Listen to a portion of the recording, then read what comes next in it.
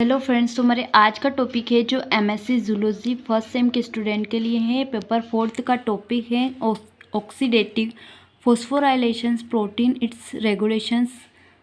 Oxidative phosphorylations की process है। इसमें फर्स्ट पॉइंट है एरोबिक रेस्पिरेशंस और एरोबिक ऑक्सीडेशंस इन्वॉल्व्स। एरोबिक श्वसन या एरोबिक ऑक्सीकरण में शामिल है। फर्स्ट है formation of acetyl coenzyme, citric acid cycle, respiratory chain, electron transport system. Oxidative phosphorylations. Oxidative phosphorylations वह प्रोसेस है जिसमें एटीपी बनता है, क्योंकि इलेक्ट्रॉन्स को इलेक्ट्रॉन वाहकों की एक श्रृंखला द्वारा NADH या FADH2 से O2 में स्थानांतरित किया जाता है। ऑक्सीडेटिव फॉस्फोराइलेशंस रेस्पिरेशंस में एटीपी का उत्पादन करता है। ऑक्सीडेटिव फॉस्फोराइलेशंस दो निकट जुड़े कंपोनेंट से बनता है। फर्स्ट है the electron transport chain, electron परिवहन श्रृंखला। सेकेंड है the chemiosmosis. Electron transport chain में इलेक्ट्रॉन को एक अणु से दूसरे अणु में स्थानांतरित किया जाता है और इन इलेक्ट्रॉन हस्तांतरण में जारी ऊर्जा का यूज इलेक्ट्रोकेमिकल ग्रेडियंट बनाने के लिए किया जाता है। अब केमियोस्मोसिस में ग्रेडियंट में संग्रहित एनर्जी का यूज एटीपी बनाने के लिए किया जाता है। साथ में इलेक्ट्रॉन ट्रांसपोर्ट चेन और केमियोस्मोसिस ऑक्सीडेटिव फॉस्फोराइलेशंस बनते हैं। ऑक्सीडेटिव फॉस्फोराइलेशंस रेस्पिरेटरी असेंबलीज द्वारा किया जाता है, जो माइटोकॉन्ड्रिया की इनर मेम्ब्रेन में स्थित होते हैं। ग्लाइकोलाइसिस और सिट्रिक एसिड साइकिल में बनने वाले NADH और FADH2 एनर्जी से भरपूर अणु होते हैं, क्योंकि उनमें इलेक्ट्रॉन्स की एक जोड़ी होती है जिनमें हाई ट्रांसफर क्षमता होती है। जब इन इलेक्ट्रॉन्स को मॉलिक्यूल ऑक्सीजन में ट्रांसफर्ड किया जाता है तो बड़ी मात्रा में एनर्जी मुक्त होती है। रेडॉक्स रिएक्शंस की एक चेन में इलेक्ट्रॉन ट्रांसपोर्ट चेन के एक मेंबर से दूसरे तक पारित किया जाता है। इन रिएक्शंस में जारी एनर्जी को प्रोटीन ग्रेडियंट्स के रूप में कैप्चर किया जाता है, जिसका यूज़ केमियोस्मोसिस नामक प्रोसेस में एटीपी बनाने के लिए किया जाता है। एक NADH के ऑक्सीडेशन से 3 ATP प्राप्त होता है, जबकि एक FADH2 के ऑक्सीडेशन से 2 ATP प्राप्त होता है। ऑक्सीजन इलेक्ट्रॉन ट्रांसपोर्ट चेन के अंत में बढ़ता है, जहां यह इलेक्ट्रॉन्स को स्वीकार करता है और पानी बनाने के लिए प्रोटीन उठाता है।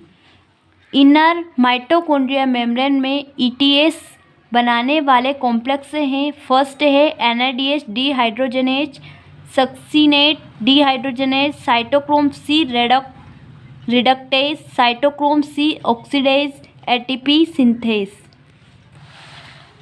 Mobil carriers. फर्स्ट है यूबिकिनोन COQ। अगला है साइटोक्रोम C। NADH और FADH2 से इलेक्ट्रॉन को कोएंजाइम Q में स्थानांतरित किया जाता है, जिसे यूबिकोनोन भी कहा जाता है। COQ और O2 के बीच इलेक्ट्रॉन वाहक साइटोक्रोम है।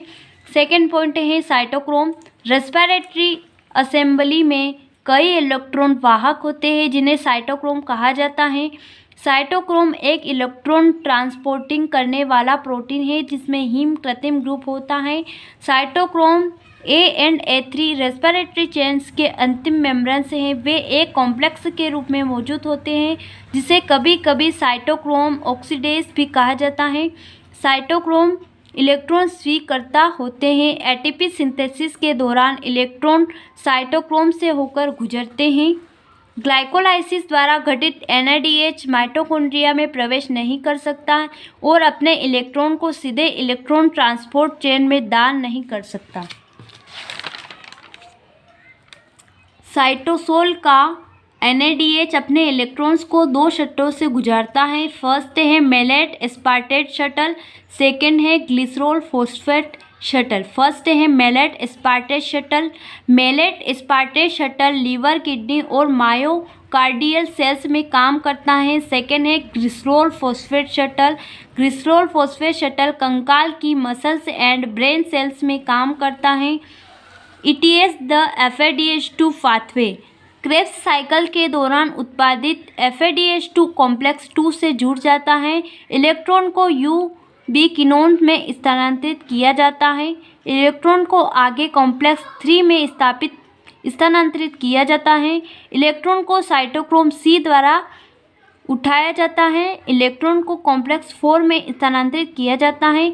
ऑक्सीजन प्रोटीन और इलेक्ट्रॉन युग्म से जुड़कर पानी बनाते हैं।